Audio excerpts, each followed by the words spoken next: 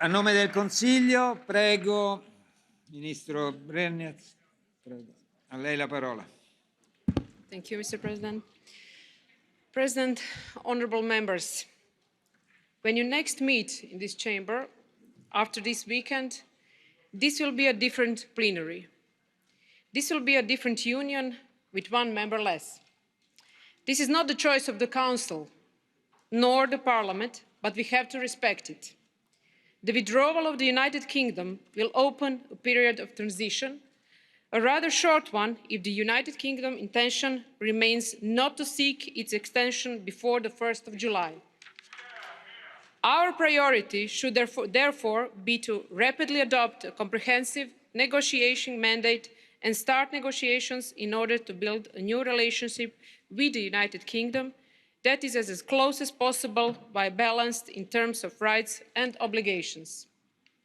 The short duration of the transition period will unfortunately make it more difficult to achieve a widest-ranging outcome by the end of the year. We therefore have to remain prepared for all possible scenarios. It also seems that the current orientations of the United Kingdom government are adding to this complexity, be it as regards the end of free movement, the non-participation in the single market or the customs union, or the intention to diverge from a regulatory perspective. We have to invest all efforts to avoid the risk of a cliff edge and to ensure a meaningful outcome of the negotiation this autumn. Fortunately, and regardless of the outcome, the withdrawal agreement will continue to apply, especially its Part 2 on citizens' rights and the various remedies foreseen should the UK not deliver adequately in implementing these provisions. As we debated 2 weeks ago, having the withdrawal agreement in force does not mean that we should rest on our laurels. As noted in your resolution adopted on the occasion, a number of concerns regarding the preservation of citizens' rights have to be addressed. This will call for carefully monitoring by the UK side as well as by the Commission of the implementing of the relevant provisions. Today, your vote will hopefully pave the way for the next stage, negotiating the terms of the future relationship with the UK. A relationship for which the European Council called for a comprehensive mandate covering trade and economic relations, as well as external and internal security. Likewise, this relationship should be underpinned by a strong governance and robust level playing field provisions, given the close economic proximity of the United Kingdom.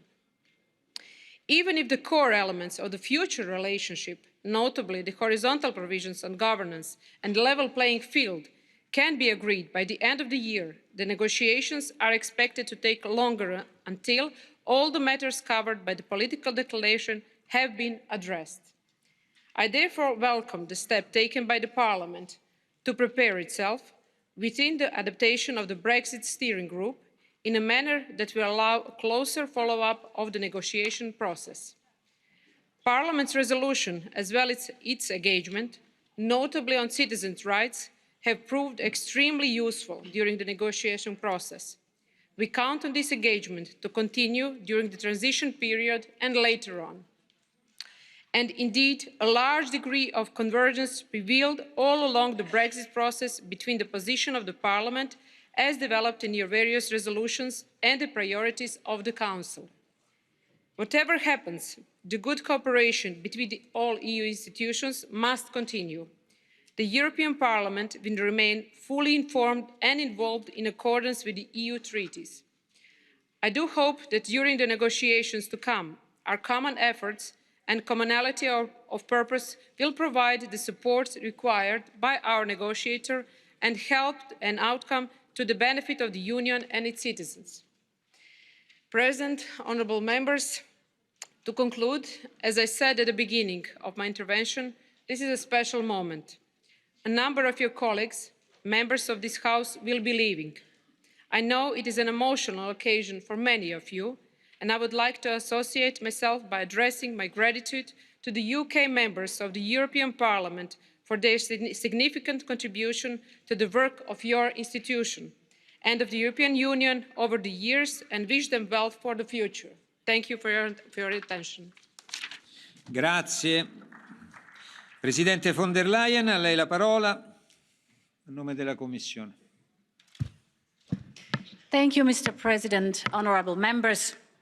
As President of the European Commission, first of all, I want to pay tribute to all those British people who contributed so much to almost half a century of British EU membership.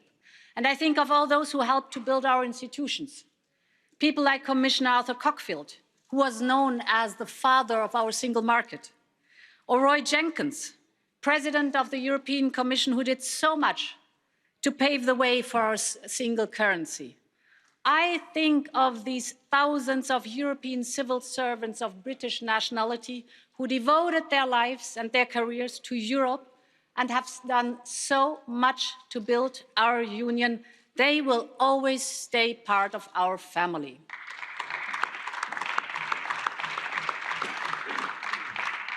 And I think of all those years, so many British MEPs have contributed to making this Parliament and the Union strong. You have our gratitude and our respect, even more so for your resilience in the last 3.5 years. We will miss you, but we will always keep up our friendship with you, and you can count on us as we know that we can count on you. Honourable members, in the last plenary session, we discussed the issues of citizens' rights.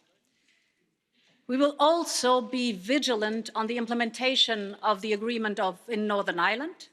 The power-sharing agreement in Northern Ireland gives us hope that the spirit of cooperation will continue to mark relations across the border.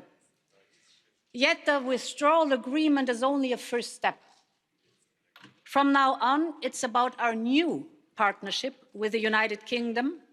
The negotiations are about to start. And just to be very clear, I want the European Union and the United Kingdom to stay good friends and good partners. The story is about old friends and new beginnings, and we have a lot in common. We both believe that climate change needs to be fought as a matter of urgency. There's still scope to address these risks, but the window of opportunity is closing. So let's join forces in protecting our planet. We both understand that it takes very little power to break a fragile balance and to turn it into a full-blown conflict, but that the true power lies in putting the pieces back together. And therefore, we both believe in the power of development cooperation, and we know that our security is interlinked, and here too we should join forces.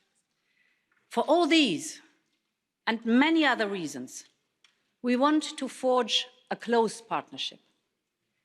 But we also know that we have to sort out how to deal with the United Kingdom as a third country. When it comes to trade, we are considering a free trade agreement with 0 tariffs and 0 quotas. This would be unique.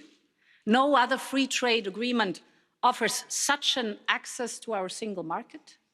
But the precondition is that European and British businesses continue to compete on a level playing field.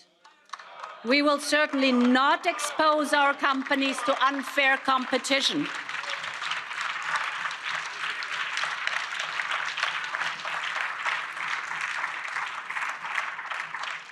And it's very clear, the trade-off is simple. The more the United Kingdom does commit to uphold our standards for social protection and workers' rights, our guarantees for the environment, and other standards and rules ensuring fair competition, the closer and better the access to the single market.